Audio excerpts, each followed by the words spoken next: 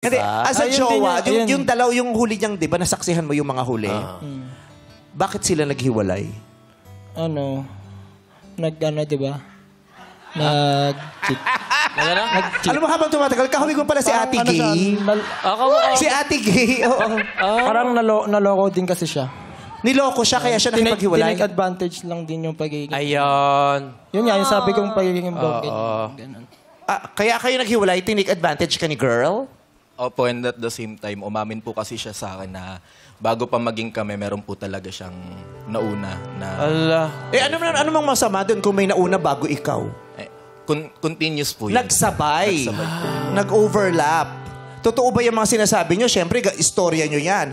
Para malaman natin ang katotohanan. Ano yan? Ay. Kakausapin natin yung ex-girlfriend niya. First time dito sa Step in the Name of Love. Wow. Sino Okay. to? First time. Pero tumakbo siya.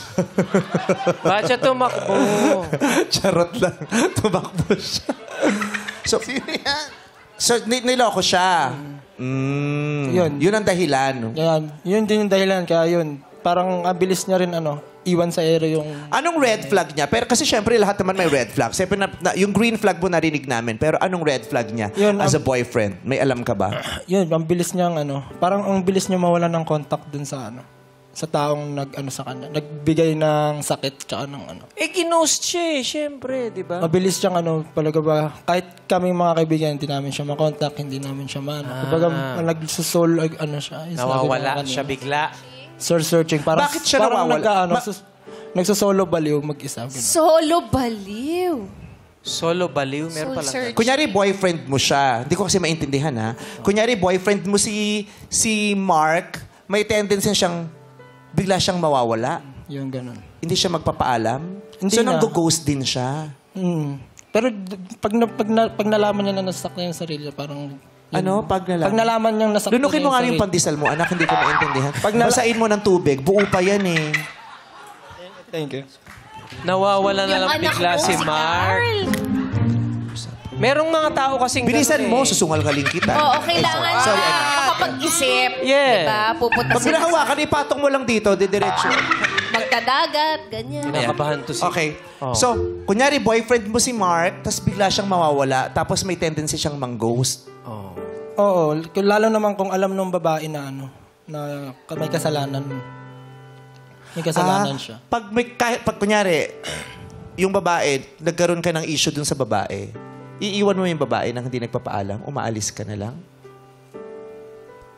Opo, siguro ganun ko po protektahan yung peace ko and yung sanity ko kasi mas pinipili...